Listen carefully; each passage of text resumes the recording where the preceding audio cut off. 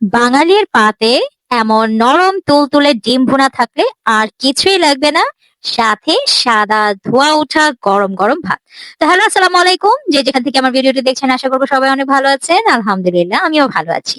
Simple একটা ডিম ভুনা এত মজা হতে পারে, সেটা যদি আপনারা রেসিপিটি না দেখেন তাহলে বুঝতেই পারবেন না। তো যাই হোক, এই তো ডিমগুলোকে ভুনা করার জন্য যেটা প্রথমে আমি করলাম, ডিমগুলো ভেঙে একে একে সুন্দর করে এভাবে পোচ করে নিলাম। ডিম পোচ এভাবে হালকা হালকা পোচ করেছি, পুরোপুরি ডান করে ফেলিনি একদম। কুসুমটা কিন্তু একটু এরকম থাকবে, কুসুমটা একেবারে ডান হয়ে গেলে রান্নার সময় ওভারকুক লাগবে। সেজন্য আমি এভাবে ভেজে নিয়েছি। তারপরে চলে যাব মূল রান্নায়। পেঁয়াজ কেটে প্রিপেয়ার করে রেখেছিলাম, সেটাই তেলের মধ্যে একটু দিয়ে ভেজে নিলাম। খুব ঝটপট হয়ে যায় আসলে এই রেসিপিটা, তবে খেতে অসম্ভব মজা। তারপরে হালকা করে একটু আদা রসুনের পেস্ট দিয়ে দিয়েছিলাম, দুটো পাকা টসটসে লাল লাল টমেটো কেটে দিয়ে দিয়েছি।